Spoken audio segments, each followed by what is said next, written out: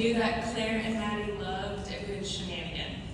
Somewhere in between all of these shenanigans, including but not limited to our quarter band, hiding a legal hamster in our closet for the entirety of sophomore year, swimming in the Red Cedar, sneaking a Brita pitcher full of chocolate milk out of the dining hall, and eventually deciding to move into a van together and travel around the country.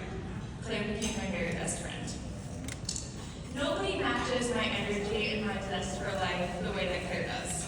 It turns out, this friendship was actually years in the making and we didn't even know it. We laid a solid foundation a decade before ever meeting each other.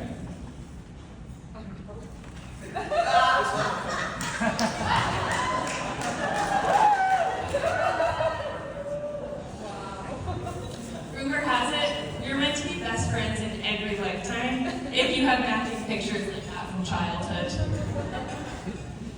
I'll get to romantic love in a minute, but there's just something about the power of platonic love. Author Dolly Alderton says, nearly everything I know about love I learned in my long-term friendship with women. This feels extremely true for me, especially when I think about Claire. A few weeks ago I ran a marathon.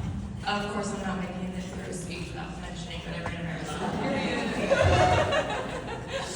So in my entire life, whenever I had a big event and people say they can't make it to something that's important to me, I assume that they're surprising me. Claire knows this. She told me she wasn't coming to my marathon.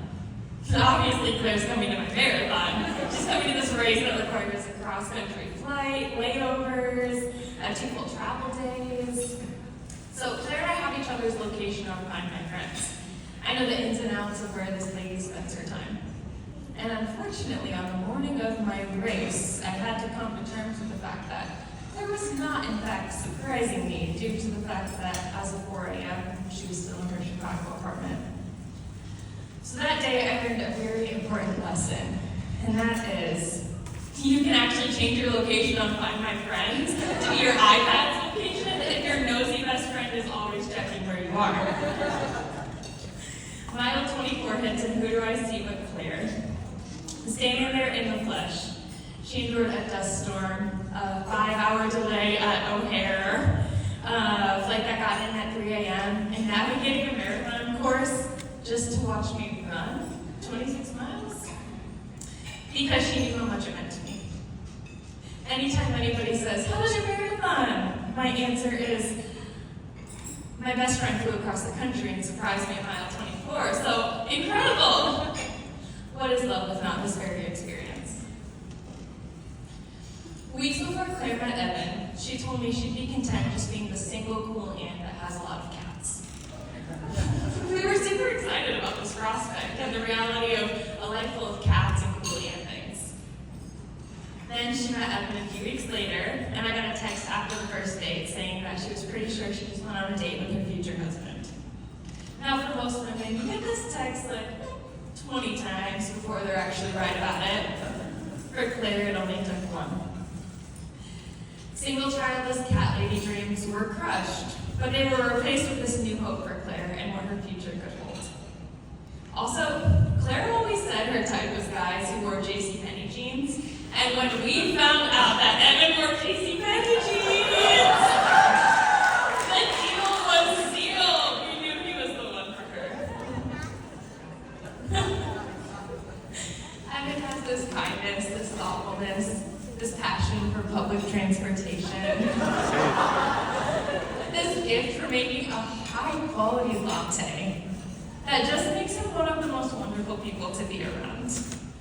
These things are all amazing, but the way he loves my Claire is my absolute favorite thing about him. While I'm not qualified to talk about what successful romantic love looks like as somebody who's chronically bad taste in romantic partners, and a justified 5% approval rating from Claire, I am qualified to say that these two give me hope for what love can look like. The life they built together and the way they bring others into it, the way third-wheeling them is genuinely my favorite thing in the world. Their shared joy and silliness when they're together, their friendship and equal partnership, the co-parenting of their cats, The way that Claire's face lights up when she looks at you, when she talks about you, when you're around, gives me hope and makes me think that maybe, just maybe, love isn't dead. I feel so lucky to have gotten to grow up with Claire, and as someone who's loved her for the past decade, my standards for her are high.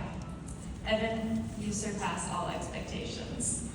I'm so excited for the two of you to continue to grow together for the rest of your lives.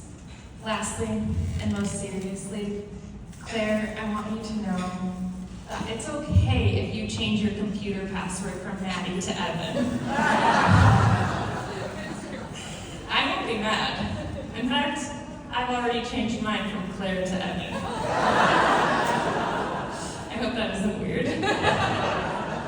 To the epitome of love, to Miss Frizzle and Junie's parents, to the Ciencios. Cheers.